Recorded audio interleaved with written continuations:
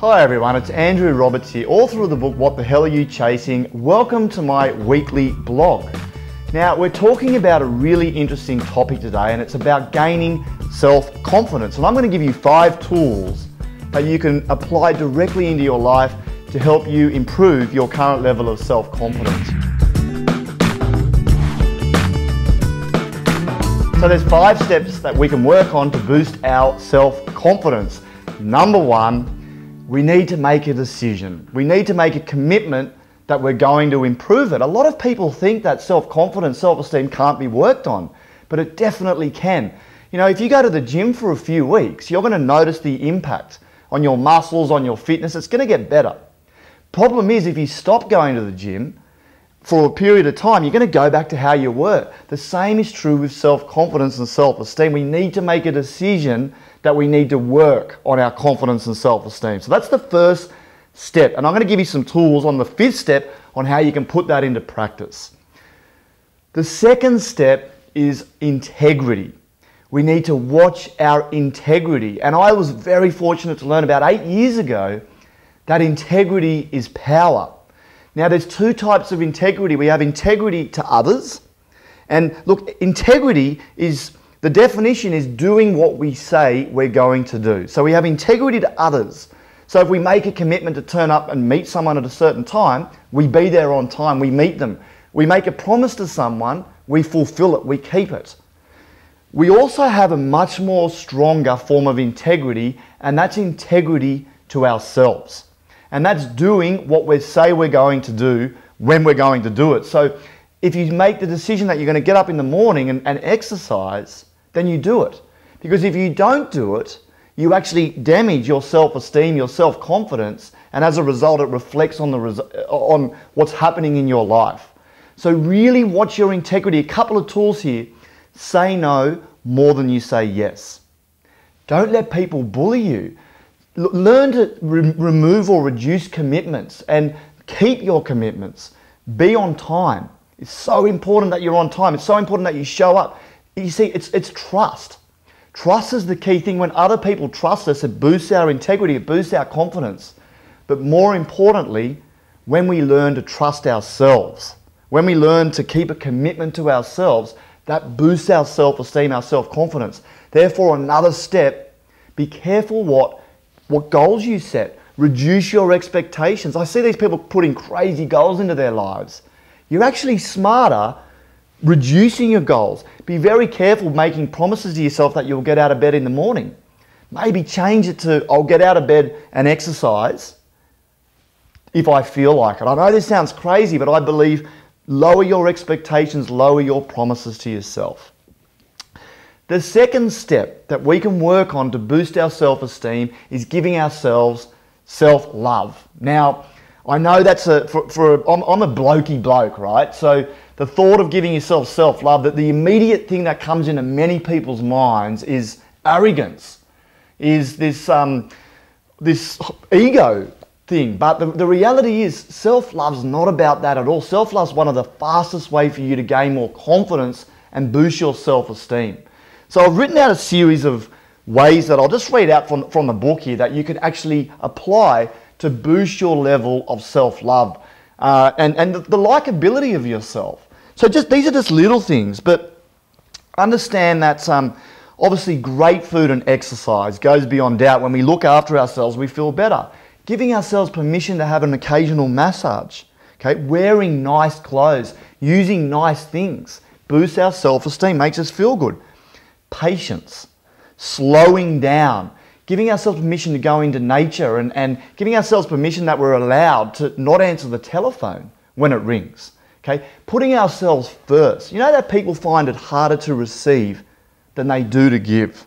Redefining our definition of success. Now this just makes such an enormous difference. Lowering our expectations, slowing the whole journey down, giving ourselves 10 years to achieve amazing things, rewarding ourselves for small wins, talking positively to ourselves. Enormous little things, but make a profound difference to our ability to like and love ourselves. So the fourth thing we need to look at when it comes to boosting self-confidence is focusing on boosting the self-confidence and esteem of others. You know, the more you give of life, the more you receive. If you're lacking money, give some money away and watch it start flowing in. If you're lacking confidence, how much confidence are you giving out to other people? It's incredible. We've all had the experience of if there's someone struggling, it might be a grandmother walking across the road and she's struggling to carry her groceries. And you ever had that experience where you stop and you help her? And it gives off this feeling of abundance. It gives off a feeling of gratitude. And then might be 24 hours, 48 hours later, something positive happens to you. This is a law of the universe. And without getting all airy-fairy with this, but when we give, we receive. So if you want more confidence, focus on boosting up others, saying positive things to others, making other people feel great about themselves. Watch what happens. Just try this little exercise. Even stop the video now and write 2 letters to people in your lives that have had an impact on you. It could be a family member or it could be a teacher. But just write a letter and let them know what they've done for you. Watch how you feel. By doing this, it gives off this really amazing feel. Write it from the heart, not the head. Be real, authentic when you write this letter. So the 5th way that we can boost our own self-esteem, and for me, this ties in number 1, making the commitment, is implementing a morning ritual. You see, how we start our day is how we finish it. If you look at a child, if a child wakes up grumpy, often they'll finish the day in a grumpy mood. Have you noticed that? Same is true with humans. You see, many humans will wake up at a certain time, race into the shower, shave if you're a guy, or do whatever you need to as a girl, get ready, race out the door, hit peak hour traffic or on public transport or whatever it is, and then bang, we start the day and we hit emails and we're straight into challenges. I want you to replace that with this, what I'm about to take you through, and I'm going to give you my morning ritual. So my alarm will go off in the morning, and by the way, it's not a rant, rant, rant, it's more of it's a nice alarm to wake up to. So instead of hitting the snooze button, out of bed, into the shower, straight into my office, my little room, where I spend 20 minutes meditating. Actually, our brain goes faster in the morning than it does in the afternoon. So calming down the brain.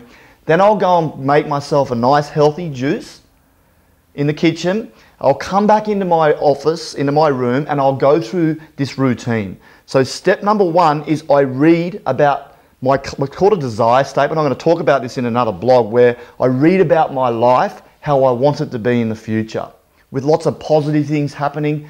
Then I'll do some positive affirmations. So I'm worthy of having a great life, all this type of stuff. Remember, it's what you say to yourself when you're by yourself that matters most. So I'll read the statement out, then I will read some affirmations out, then I'll write 3 pages in a journal. You probably can't see this, but this is a brand new one that I've started, but it's an opportunity for me just to exhaust thoughts, exhaust thinking, and then I'll write gratitudes, all the things that I'm liking in my life, and then I'll start planning out my day. So I'll get really clear on how I'm going to have an effective and a productive day. And by now it's 7 o'clock, and I'm in this energetic place. I'm really looking forward to taking on the day. I've boosted my confidence at the start of the day, which means it's going to make it easy for issues to bounce off me, for things to run smoothly, to get things done. Really, really powerful way. And this is work harder on yourself than you do on your job, your career. So I hope you've got some great tips. Please remember, very interested to hear your comments below. One of the best things you can do for us is to forward this video on to others that you might think could benefit from it, but would also encourage you to maybe share some other ways that we can build our self-confidence. We're really wanting to build a community here where we can involve you and your ideas to help others as well. So thanks for listening. See you next week.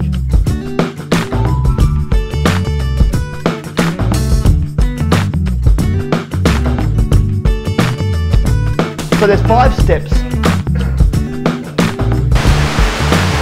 You know what I